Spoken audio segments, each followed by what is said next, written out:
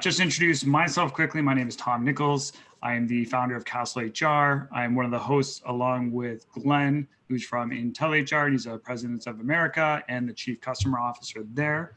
And today we're super excited to have Roger Thorpe from Thorpe Benefits and Michael Wortsman from the Benefits Company. And as you guessed it from these names, we are talking about benefits today.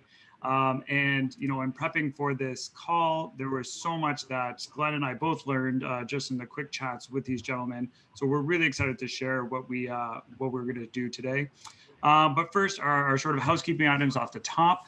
As you saw in the invites, all of our webinars are structured in a lightning round approach, where we look to deliver tactical advice from grade A experts and professionals in 30 minutes. So it's really jam-packed. With that, today we're doing a panel style, which is slightly different to what we've done before. So Glenn and I are going to be asking Michael and Roger a series of questions. If you do have any specific questions you do want asked, please send them over to me. The best of the best, I will steal from my own and take credit. But anybody that asks a question, I will make sure that I get back to you afterwards, or Michael or Roger does on an answer. And lastly, we are on a Zoom call. Like if a boss calls or a kid comes in or dog barks or whatever happens, that's fine. Don't worry. If you miss anything, we do send out the full recording afterwards to everybody. So you won't miss anything on that side. So alrighty, that kind of covers everything, and hopefully everybody got settled in. So let's not dilly-dally and kind of get into it. So today we're talking about virtual benefits, and this is very much a top of mind conversation with companies these days, as COVID has drastically changed, obviously, how the work office life is, and that's affecting a lot of people these days, especially on the cusp of going to winter and the holidays, where we're going to have, you know, seasonal depression is a concern. People don't have that, you know, holiday beach to look forward to, where it's like, hey, you know, if I can make it to February 2nd, I know I'm going to be on a beach drinking some colorful beverages. So there's going to be a little bit more stress put on teams at this point. And so my first question, where we're going to start it off with, is what are the benefits that companies are using today to try and prepare for this? And I guess I'll start with you, Michael. Sure. Yeah. Thanks. Great to be here, guys. You know, there's a wide range of programs that are available. Some of them are programs that you've heard of and have been around for quite a while. They're staples like the employee and family assistance plans. They've been around for decades. And then there's an emerging trend towards new digital or virtual style programs that are available. We've seen an emergence of virtual counseling services, which are providing employees and their families with the opportunity to have affordable and accessible access to ongoing counseling with a therapist on a more ongoing basis to provide continuity of care, which is a little bit different than what your employee assistance program would offer. And then there's sort of the digital resource tools which exist that are accessible online, specifically something like an ICBT program, which is Internet Cognitive Behavioral Therapy. And the emerging companies that are coming through are staggering. There's more and more that come out almost on a monthly basis right around now. So we're really kind of always searching the market to kind of find the best programs to make those recommendations to clients that we work with. Nice. And I guess from my perspective, and benefits and rewards are very foreign to me, being based in Australia. I haven't really come across it yet, so I'm excited to learn from yourself, Michael and Roger. Would you offer anything different when speaking to a 25-person company versus a 100 one? What's your thoughts there, Roger?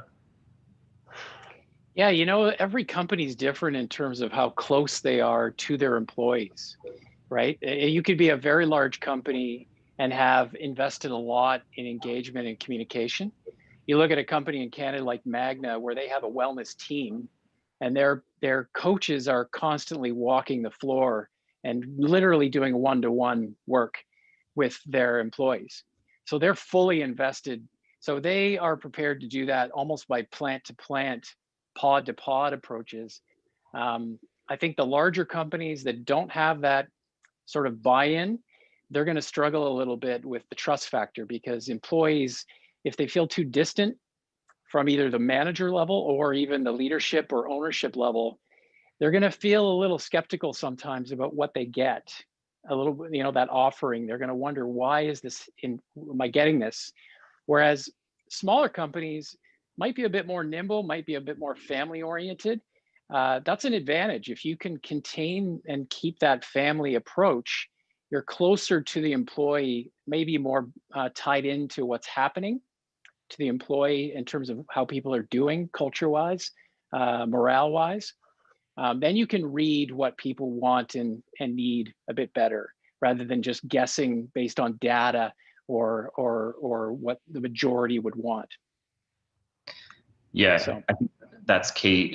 If we focus more then on user adoption in that context, then Roger, how do we ensure teams, take advantage of those benefits and the company realizes the upside there? That's probably a bit of a challenge in both of those sizes.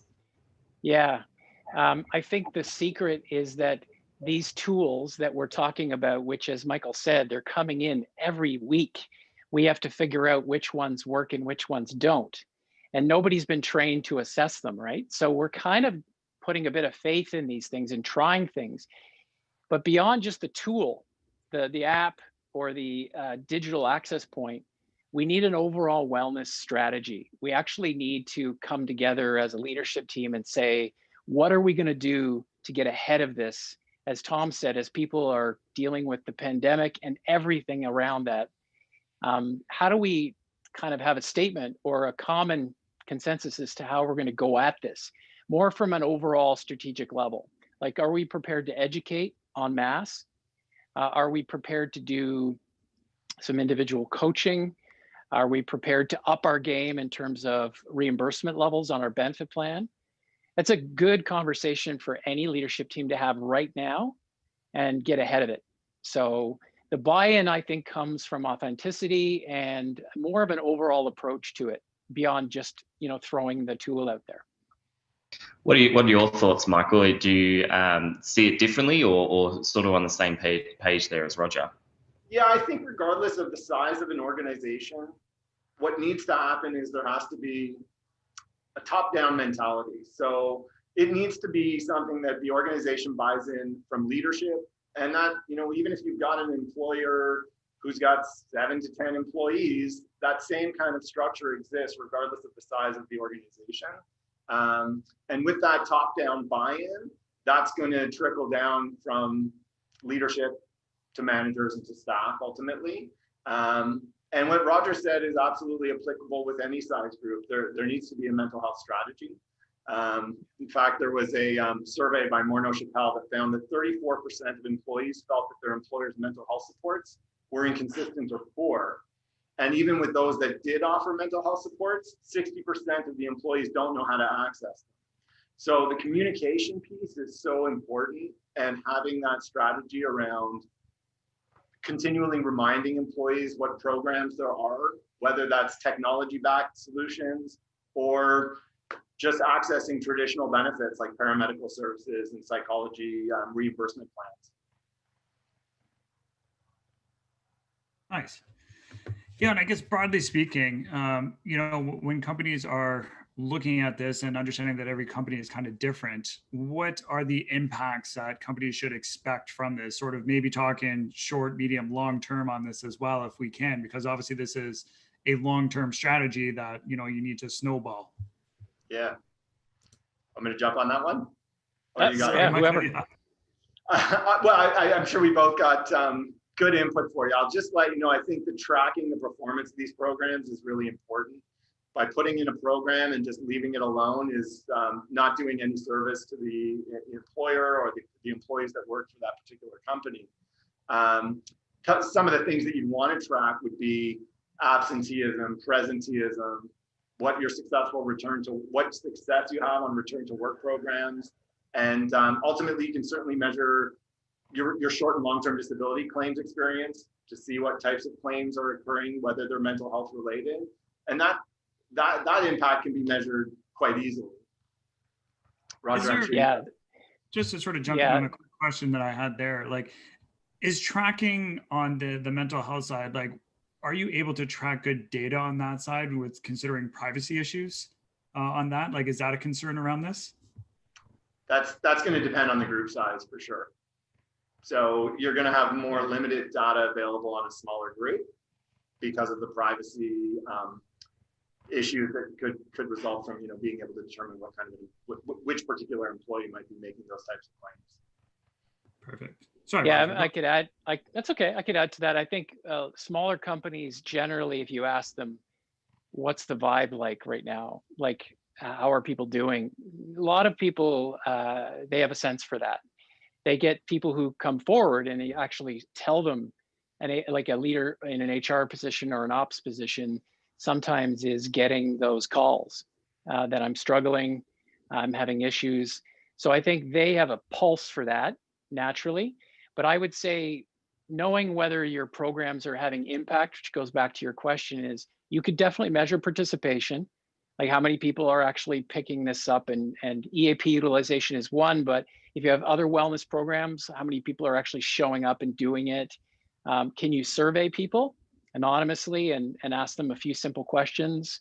Because there is also, we have to break through and get this stigma issue addressed. And that's where leaders can make an impact. So if they have open conversations with their staff and their managers and beyond and down, employees feel more likely that they're going to actually use the programs. Because I think that was the stat Michael was saying, is we still have a lot of employees that don't even know they have these programs but won't even use them if they're there, because there's just this, well, I'm not ready for that yet, or I don't trust that it's confidential. So we got to break all that down, and then we'll probably see better participation, higher utilization, and then ultimately impact on our other factors like absence, like our drug data, that sort of thing. Yeah, it's interesting that you say there's the barrier with trust, right? Potentially, and that employees don't open up to some of these programs. Some of the studies have shown that there's actually a higher participation rate with technology-backed services because they feel more comfortable responding to a chatbot than they do to actually having like in-person counseling or over-the-phone counseling take place. Right. So, as a technology enthusiast, I'm excited about all the digital solutions that are out there. At the same time, you can't depart from the core of setting up a mental health initiative and having that top-down strategy that we just spoke about. And, the digital tools are great, but if we know that 60% of people aren't actually using them yet, we need to combine both to make sure they work well together. And then this environment that we, experienced now for the last 9 months, really has proven how virtualizing these services are more important than ever to break down that accessibility barrier. Absolutely. Look where we were. If we were looking at this a year ago, people were in line for treatment, waiting, even just to be diagnosed. So at least we have some of these tools that we didn't have before that could get some early intervention, because the stats prove that if we don't address, say, depression within the first 90 days, within the first year, we have people who never come back to work. So we got a very small window that if they can at least access some of these digital tools, and then you hope that there's some continuity there with their family doctor, their psychiatrist, their drug and their medication adherence. This all needs to be together. The tricky part is making sure they all work together, right? So that's another discussion. That's another question to address. I think from my perspective, I've definitely found with our EAP program, most of the conversations that it starts with and really getting to the detail there is around how confidential is the data there and how confidential are my conversations. So I definitely resonate with that, Roger. I guess I know you spoke about looking at internally the success of the programs and surveying and so on to see if it's been a valuable contribution. How should organizations do that comparison or assess the value of vendors if they're in that selection phase? That's a tough one. Is that for me or is that for Michael? Yeah, I'll throw that to you. Sorry. To me, okay. Yeah, sorry. In terms of assessing vendors, that's the big challenge because it's still early days, right? Even the stats that have come out of companies like MindBeacon, where or ICBT platforms, where it's been obviously that it's helped. We don't know whether that will continue forever. Yeah, I think any company can really only go by those major metrics again of what they're getting out of it after 6, 12, 24 months. But you can't give up too early. Like it would be easy, like people originally when they put EAP in, if they didn't see usage, they might cancel it. Well, no, you have to promote it, remind people about it, and eventually you'll get good utilization, especially if there's more trust by employees to participate. So you have to continuously educate to develop that trust, and then you will get usage, right?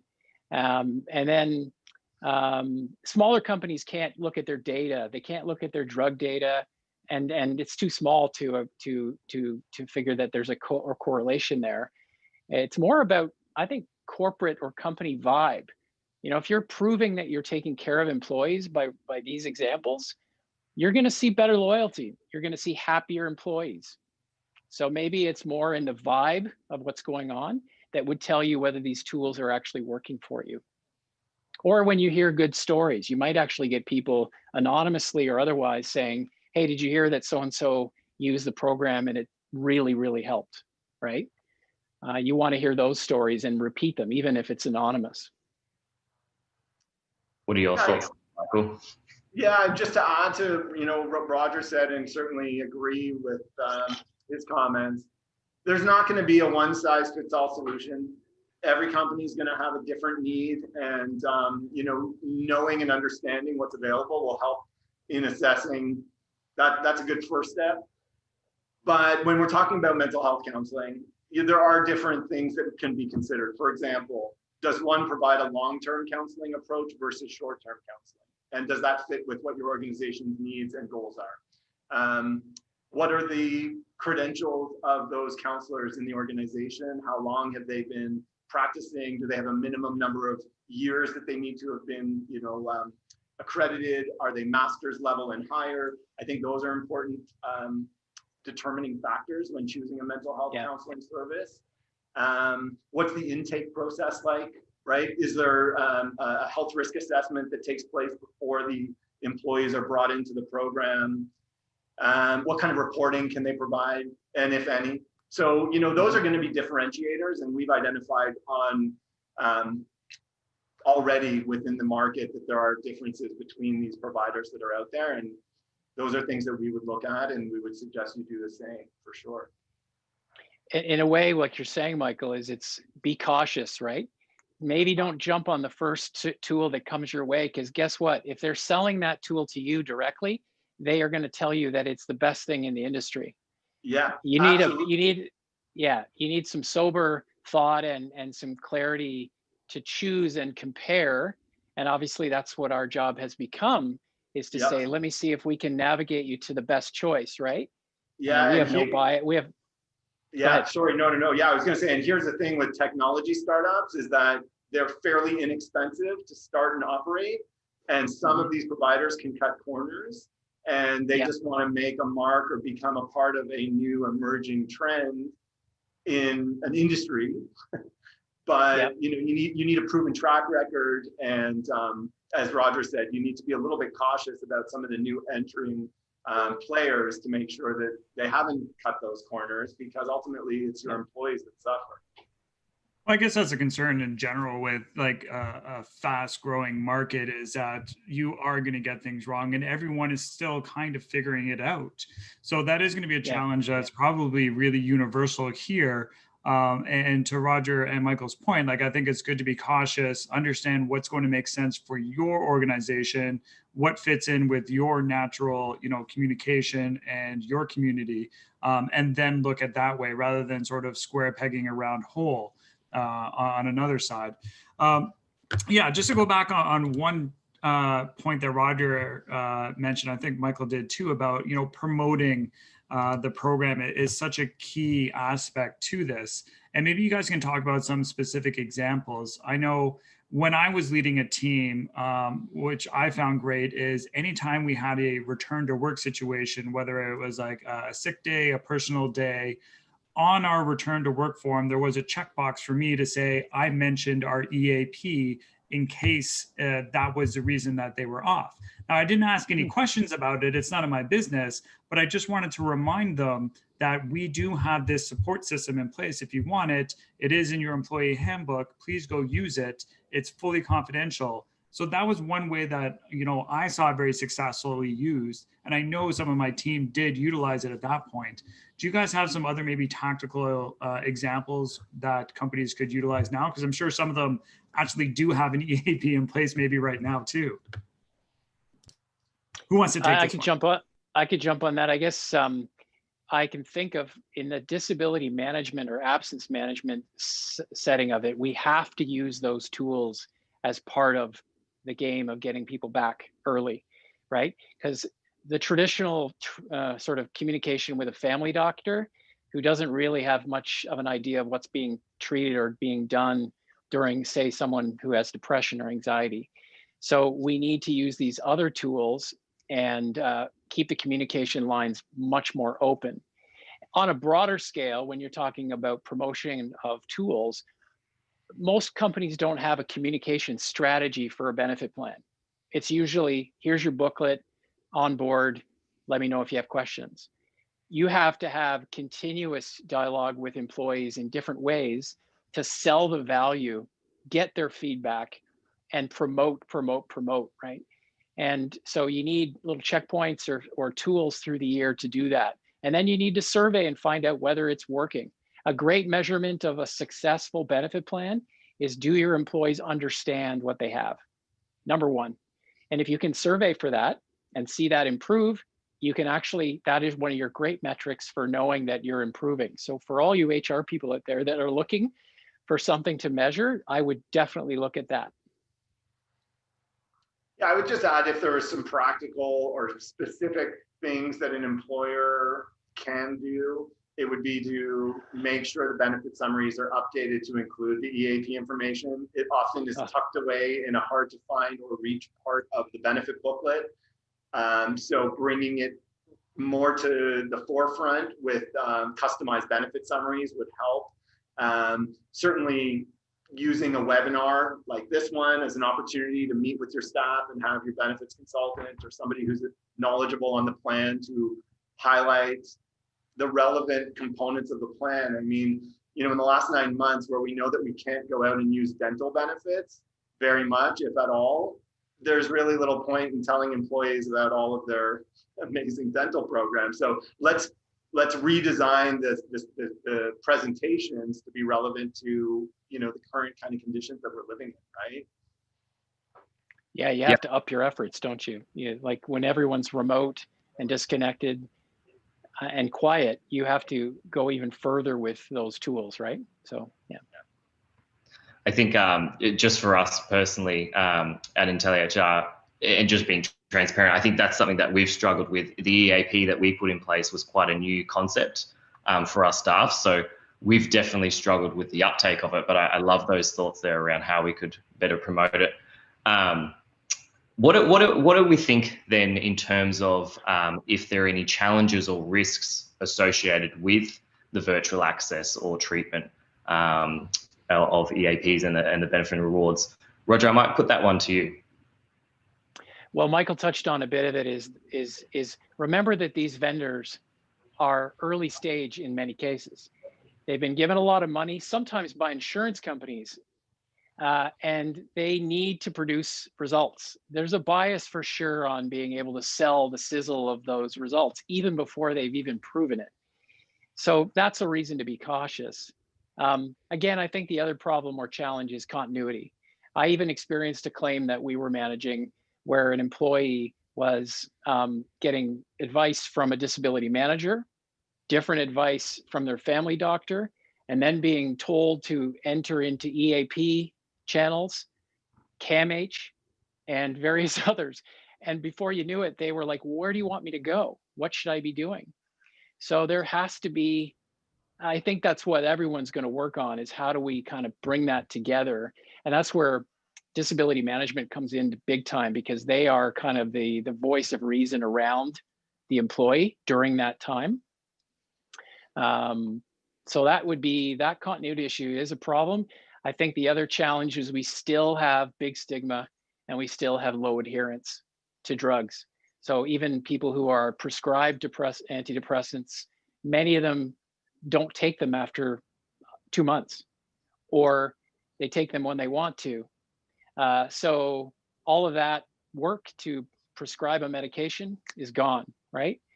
So, because antidepressants can be very, very effective in this issue, but if they're not prescribed properly, managed properly, and adhered to, then you're missing out on a big part of the puzzle.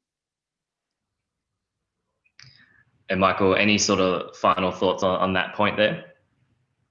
You know, I think it's mental health that we're talking about, and it is a sensitive topic, but to have no mental health strategy, I think, is worse than having any form of solution available. So, you know, we've talked about having a buy-in from the top down as being important, it not being a one-size-fits-all strategy. But at the end of the day, doing something is better than doing nothing. There are certainly some risks associated. Roger's mentioned, you know, the connectivity with some of these programs to the insurer. I would agree that if you can have a program that's untethered, so that if you're free to move from one insurance company to another, you're not going to disrupt a mental health support tool that an employee is using. Very important to keep in mind. But again, you know, a wellness strategy is key, but I really think it's better to have some tools available for your staff and letting them know that they're available. Some of them are very low cost, and some of them are actually currently being offered for free, depending on where you live. So, you know, being able to tell your employees about them and support their needs is really what matters the most at this point. If I could add to that, because what I like about it is the early stage issue and intervention issue is what we can do something about right now through better promotion, better access to diagnosis and ICBT and so on, at least to get someone some attention faster. The longer term challenge is that it is really expensive to manage a depression by way of psychological treatment, right? And we haven't figured that out yet. We are only on average, say, giving an employee less than $1,000 maybe a year to spend on psychological visits. How long does that really get them? 5 visits, 6 visits? So these other tools will come in and maybe help with that and maybe bring some costs down. But we still have this long-term issue with people who have depression that are having to spend a lot of money that isn't being reimbursed by anybody right now. So that's still out there. That's the big elephant there to deal with. Yeah, definitely. And I think even just stepping away from this, you know, for us, I think what we'll probably do is actually survey our entire employee base and go, what's missing? What are you not getting from it? Or what could we be doing better in this space? And I think that's always a good place to start. Ask your staff and push out that there. Guys, we're right on time, which has been excellent. So we might be wrapping it up there. For everyone that joined, thank you so much for logging on and listening to us talk about virtual health and rewards and benefits. Roger, Michael, thank you for being amazing panelists. It's always a pleasure. Tom, thank you so much as well. Just a quick reminder for everyone, you're going to receive a recording of the webinar. So please push it out across your socials if you know anyone that would get value out of watching this. Otherwise, we'll see you in the new year for one of our follow-up episodes. But thank you, everyone, and have a great evening.